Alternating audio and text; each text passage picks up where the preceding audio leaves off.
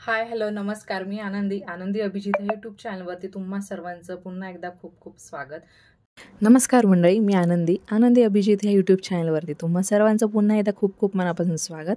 तर आज आपण बघतोय एकदम मुंबई स्टाईल किंवा स्ट्रीट स्टाईल सँडविच चटणी. एकदम झटपट होते आणि घरच्या साहित्यामध्ये एकदम परफेक्टली बनते. तर त्यासाठी आपण जे काही साहित्य बघणार आहोत ते सुरुवातीला आपण सगळं मिक्सरच्या भांड्यामध्येच घेणार आहोत, जेणेकरून सोपं होईल आणि तुम्हाला समजेल देखील. तर सुरुवातीला घ्यायच्यात 3 ते 4 टेबलस्पून डाळ्या घ्यायच्यात, भाजलेल्या डाळ्या. त्या इझिली मार्केटमध्ये अवेलेबल असतात, त्या डाळ्या आपण इथे वापरतोय. तर डाळ्या घालून झाल्या की आपण ह्यामध्ये 2 किंवा 1.5 टेबलस्पून बारीक शेव असते किंवा शेव पापडी असते ती यामध्ये घालून घ्यायची आहे. ह्या दोन्ही आपण जे पदार्थ घालतोय किंवा साहित्य घालतोय ह्यामुळे चटणीला खूप छान दाटसरपणा येतो, त्याची कन्सिस्टन्सी एकदम छान येते. त्यामुळे हे दोन्ही साहित्य तुम्ही नक्की वापरायचं आहे जेव्हा तुम्ही सँडविच चटणी बनवता, हिरवी सँडविच चटणी. तर आता आपण ह्यामध्ये हलकंसं पाणी घालून घ्यायचं आहे, जेणेकरून डाळ्या ज्या आहेत त्या थोड्याशा नरम पडतील आणि आपण जे काही मिक्सरमध्ये फिरवणार आहोत ते इझिली ग्राइंड होईल. तर आता ह्यामध्ये आपण पुढचं साहित्य बघूया की काय घालायचं आहे.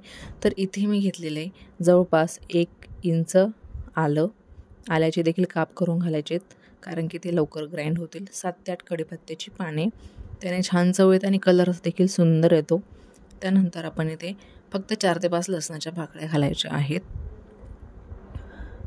लसूण जास्त वापरला तर त्याचा उग्रवास येऊ शकतो, त्यामुळे लसूण फक्त 4 ते 5 पाकळ्या घालायच्यात. नाही वापरलात तरी देखील चालणार आहे.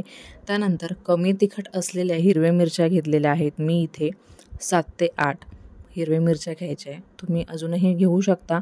फक्त मिरच्या घेताना ह्या कमी तिखट असायला हव्यात, कारण जास्त हिरवा कलर हा मिरच्यांमुळे येतो आणि दाटसरपणा देखील मिरच्यांमुळेच येतो.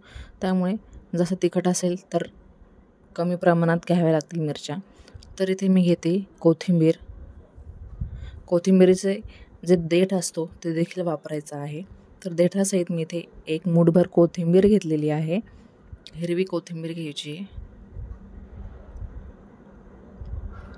आता यामध्ये 2 टेबलस्पून मी लिंबाचा रस घालते. लिंबाच्या रसाने छान आंबटसर आणि तिखट अशी चव आपल्या चटणीला येते आणि एकदम मस्त लागतं, एकदम भन्नाट आपली चटणी लागते. तर आता ह्यामध्ये थोडंसं जिरं घालून घेऊया. त्यानंतर 1 चमचा मीठ घालायचं आहे. तर जिरं घातलं. आता ह्यानंतर आपण हे सर्व साहित्य जे आहे ते मिक्सरवरचं झाकण लावून ग्राइंड करून घेऊया. ग्राइंड करताना थोडंसं पाणी तुम्ही टाकायचं आहे, जेणेकरून ते लवकर ग्राइंड होईल आणि त्याचं टेक्स्चर तुम्ही बघू शकता एकदम परफेक्टली आलेलं आहे.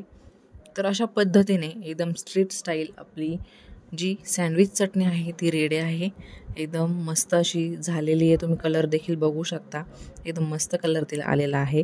तर व्हिडिओ कसा वाटला ते कमेंट करून नक्की सांगायचे. त्याचबरोबर आपल्या चॅनलला तुम्ही अजूनही सबस्क्राईब केलेलं नसेल तर पटकन सबस्क्राईब बटनवरती क्लिक करून आपल्या चॅनलचा एक भाग व्हायचा आहे. तुम्ही जेव्हा कधीही व्हेज सँडविच बनवता, टोस्ट सँडविच बनवता, तेव्हा ही रेसिपी, तेव्हा ही चटणी बनवून बघा. एकदम मस्त चव तुमच्या सँडविचला येईल.